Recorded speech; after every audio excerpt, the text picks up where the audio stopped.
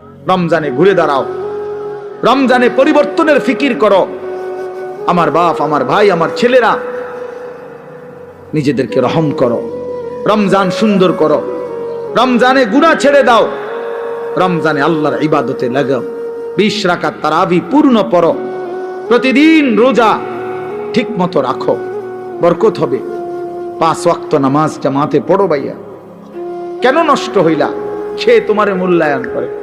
তোমার এই চুল, তোমার এই প্যান্ট কোন ছাগলে দেখে? তুমি কও। এই সমাজের কোন ভদ্রলোক, এই সমাজের মান্য গণ্য কোন মানুষ, দিল দরদি, দিন দরদি কোন মানুষ তোমার ঘরে দেখে? কেউ কোনোদিন তোমারে ডাকছে কোনোদিন যে বাবা তোমার এই অসাধারণ চুলের জন্য তোমারে ধন্যবাদ?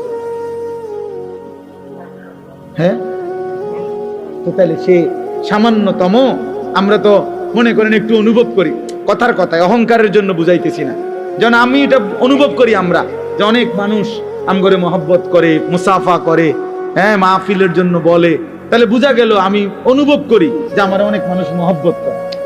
আমার কথাটা বোঝেন নাই? অনেক মহব্বতের যে কি পরিমাণ যন্ত্রণা, এগুলো এই নজরুল মোহাম্মদ এগুলো দেখলেই বোঝা যথেষ্ট। গমে আশিকি তেরা শুকরিয়া, এইটার অর্থ এইটা। গমে আশিকি মানে হইল ভালোবাসার বেদনা।